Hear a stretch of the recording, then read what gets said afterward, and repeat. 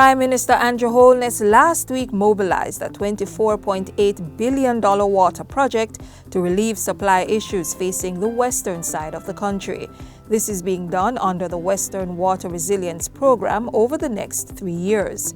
Work includes the installation and replacement of 2 major transmission pipelines from the Martha Brae Water Treatment Plant in Trelawney to the Terminal Reservoir in St. James, and from the Great River Water Treatment Plant in St. James to Negril in Westmoreland. Mr. Holness says the project will enable a significant increase in the supply of water to the areas served by the treatment plants that will be impacted. The pre-engineering phase of this project has commenced at a cost of 32 million Jamaican dollars. This will last 6 weeks.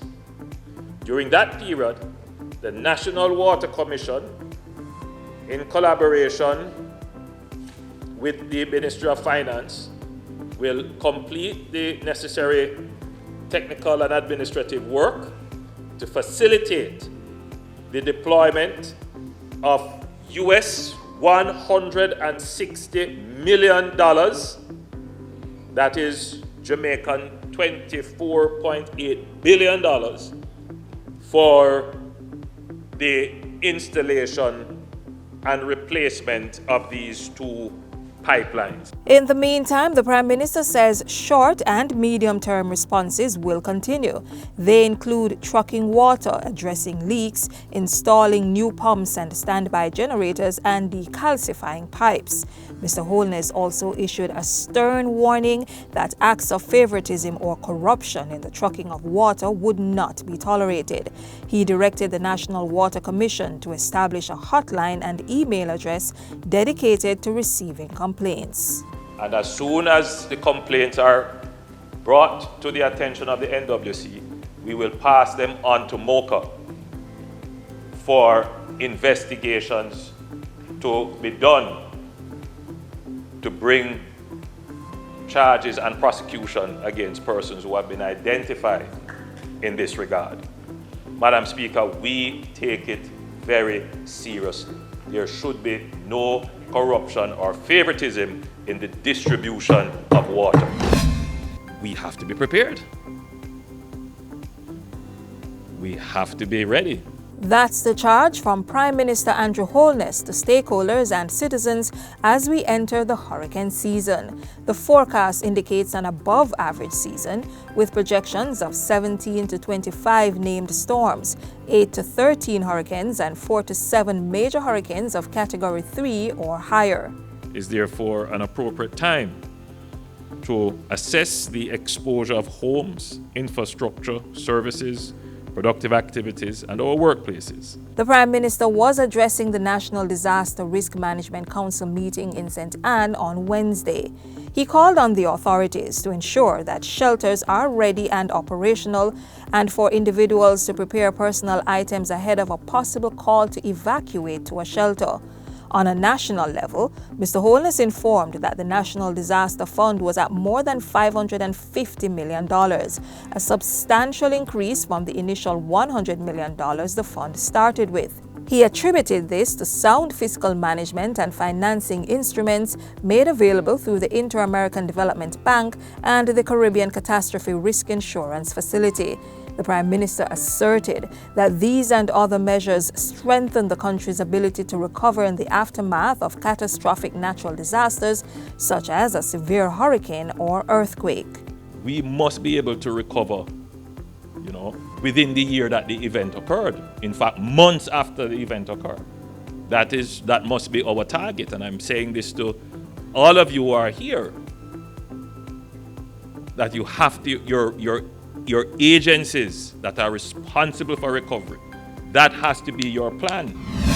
Whatever we're doing, it is for the benefit, both the immediate and long-term benefit of all public sector workers. Prime Minister Holness was the keynote speaker at the Jamaica Civil Service Association's annual general meeting on Thursday. He told the members that greater focus would be placed on access to education and training of public sector workers to build the capacity of the labor force and facilitate retention. So the government will be embarking on an even more expanded program to ensure that all our workers are trained for the jobs that they currently have, to improve their skills. But more than that, we have to make sure that we future-proof our workers. Mr. Holness said it was through increased productivity that the country would be able to build a defense against the erosion of purchasing power caused by inflation. So let us together redefine the struggles. We are not, we sit on opposite sides of the table to negotiate, but we are all trying to solve the same problem. Because the new battle that we have requires us to be unified, and it requires a higher level of understanding and a willingness to unite together in the struggle for a better life for all of us. Back at Jamaica House, Prime Minister Holness engaged national youth representatives on matters relating to the constitutional reform process. It's very important that our young people, particularly those who are going to transition into positions of leadership in the society, are integrally involved in determining what I like to call the governance architecture of the country, and have a voice and a say in what that architecture will look like and what it will deliver. Mr. Holness says youth leaders' dedication and insightful questions about the constitution reform process are truly commendable and demonstrate their commitment to shaping the future of our nation. He says the government is fully committed to inclusivity and ensuring that every voice is heard and valued. When you're dealing with the constitution, it's always going to be a very difficult task, because you have to give everyone a hearing. You have to give everyone an opportunity, not just to be heard, but to have their points expressed sometimes repetitively, and that it goes through a genuine process of debate.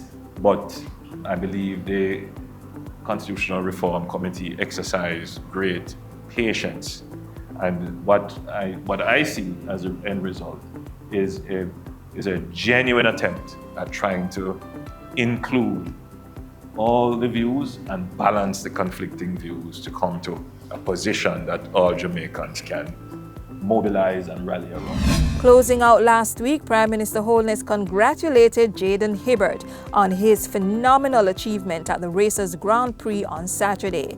Jaden's 17.75-meter triple jump earned him a new stadium record and world lead. Mr. Holness encouraged the young athlete to keep soaring to new heights and make himself and Jamaica proud. And that's it for Jamaica House Weekly. Be sure to join us next time for more of the news stories coming out of the office of the Prime Minister.